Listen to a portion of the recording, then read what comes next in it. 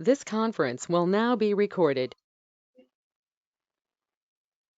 TestNG framework is mostly used, and all your test cases you're going to write using TestNG only. JUnit is very less time as a tester you will use as an automation tester, because that is completely used by developers, not by testers. In some occasions, your developer is not doing unit testing and he is not writing unit test cases.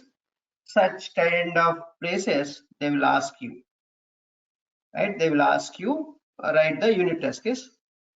That's why I explained these unit annotations and other things. But there are a lot of drawbacks, right? In the JUnit, you have very less annotations, and you don't have a prioritization of test cases concept. You cannot run the dependency test cases. For example, if one test case depends on another test case, you cannot run. But you can skip the test cases, you can group the test cases, and you can run as a suit. But is there a better way to do all these things? Yes, we have. That is in the TestNG. So TestNG is another unit testing framework, a testing framework. So which is a next generation testing framework, which is designed to simplify a broad range of testing needs. Like you can write the test cases from unit testing, integration test cases, system test cases, end-to-end test cases, user acceptance test cases, all categories of test cases you can write. Functional test cases, all kinds of functional test cases you can write with this TestNG framework. And what other features you have? This is the architecture of the TestNG. So why you need to use a TestNG? People will prefer TestNG.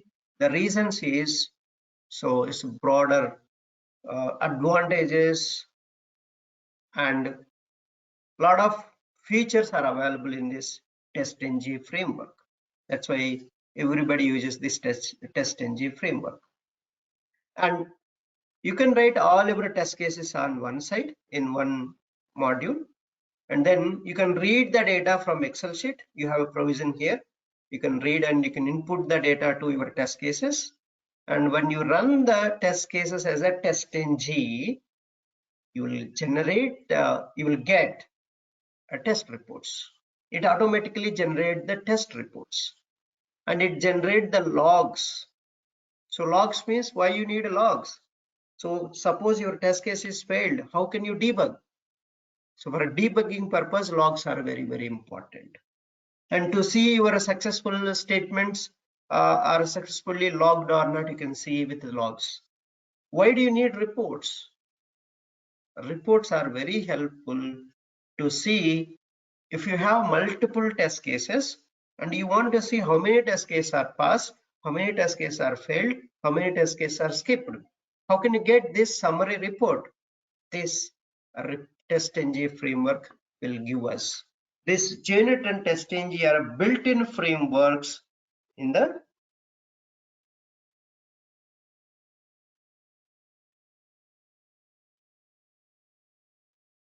so this TestNG framework will provide us so many features, and this will give you all the reports, logs, and many annotations it will provide. Let's see what are all other annotations we have and what are the advantages of a TestNG and over JUnit. So you can just, I'll give a comparison also here. In JUnit you have very less annotations, only 5, right? 5 or 6. At the rate before all, at the rate after all, at the rate before each, at the rate after each, at the rate test, at the rate run with, and at the rate suit. These are the annotations you have. But here, a TestNG provides a rich annotation support. It provides very rich annotation support. Will be so many annotations you have at the rate before suit, at the rate after suit, at the rate before test, at the rate after test. before class, after class, before method, after method, test, data provider, parameterize, parameters, before groups, after groups. So like this, you have very rich annotation support is provided in the TestNG. And TestNG generates a better HTML and XSLT reports. HTML reports it will generate automatically when you run your test case. And JUnit is not giving that much, right? Just it is showing a high level summary there, but it won't generate any report for us. That's another difference. We can prioritize the test cases with the @test priority equal to 1, 2, 3, 4 like that. But you don't have this feature in the JUnit. And we can skip the test cases. So any test case you want to skip temporarily, you can write test parenthesis enabled equal to false. Same thing we can do in JUnit also, right? Test above we have written disabled. I don't know whether you practice that concept or not. I have shown you that how to skip particular test case. And another point, we can skip we can set the dependency among the test methods. Example, you have to write like this: test method depends on methods equal to, and you give in the curly braces a number of test methods. So current test method depends on which method, and first that method will execute, then it will come to this test method. Once that passes, then only it will come to here. If that depends on method fails, then this test case is not going to execute. That's the beauty of this depends on methods concept in the TestNG. Then we can group the test cases using @test groups equal to, you can categorize our test case like smoke, sanity, regression test cases. So that you can do with this groups concept. But there you have a @tags, right? Tags are tags is there. You can categorize that. Okay.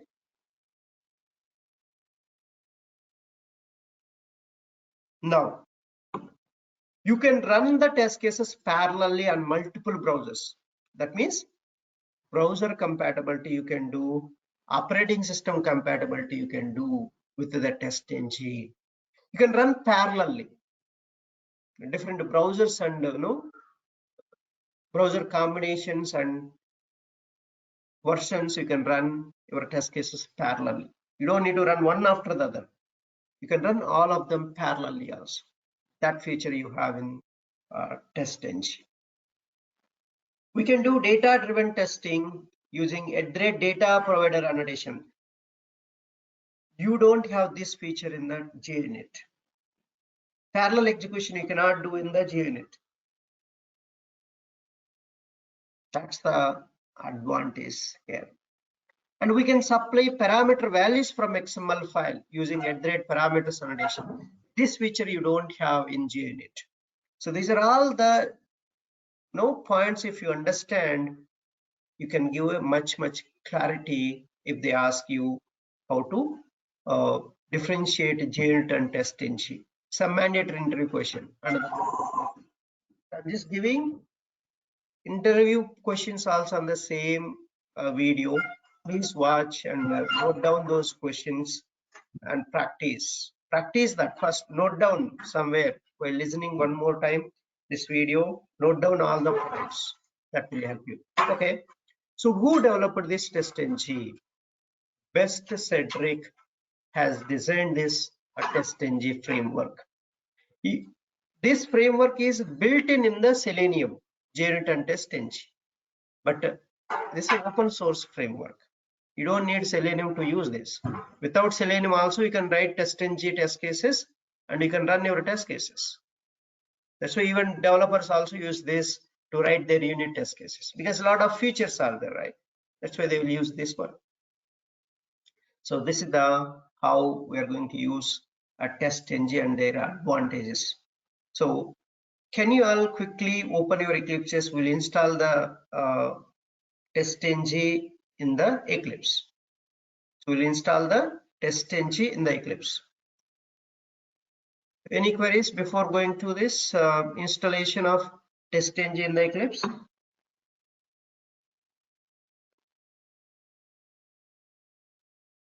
No, sir, I'm good. No, sir.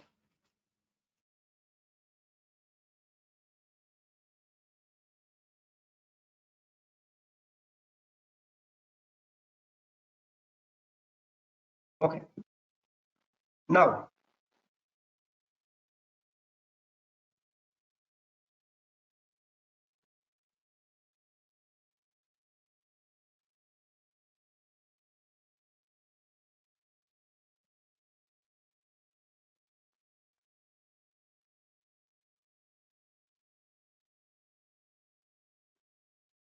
okay, are you ready? Just go here, help menu, and install new software. Just select install new software and click on add. Just give TestNG and location. So in our blog it is there. Just I have given update this. Just copy this and give your latest versions, whatever the version you want. And here I have 7.0.0. You can give 7.0.0 or 7.3.0. You can give. Where I can get these versions, you can ask. So just see that. Let's go to Maven repository. You can get here Maven repository. Inside, just put TestNG. Here you can see your versions, all the versions. See that 7.3.0 or 7.1.0. Any one you can use, right? Any one you can use. See, many usages are already there. Many usages already there you can use. So I have used it as 7.0.0. Then after this, it just give the version. Okay, click on add. So then you will get here TestNG and select this option, and you can click on next, then next, and one screen it will ask you license agreement to accept that, finish it. So while installing, it will ask you some pop-up will come. Do you want to install? So install anyway. So that you will click and the installation will be over. Okay, so that's the installing this TestNG in Eclipse.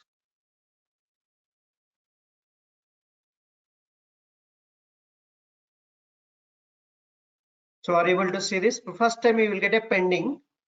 After some time you will get a TestNG option. Just check this checkbox. Then only if you check this checkbox, then only the next button will be enabled. Otherwise, next button won't be enabled.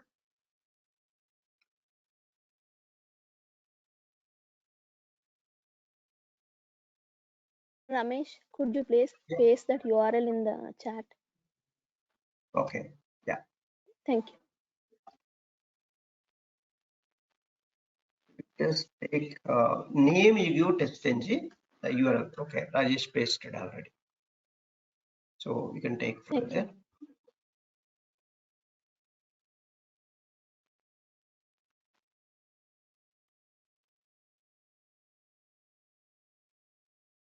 So 7.1.0 or 7.3.0, it's up to you which version you want to use.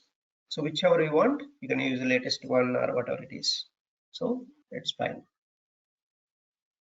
So then install, and how can you check that whether it is installed or not? So once you will get the windows, all 2-3 windows you will get, finish it, and the middle you will get one pop-up. So there is security pop-up will get install anyway, you click, then installation will be what it will ask for restart. So restart, then you come to any project inside, just right click on any package. You can see TestNG option in the panel. In the panel you can see TestNG option. That's a clear indication for you your TestNG is properly installed in Eclipse. Okay, so that's all today's class, and tomorrow we'll see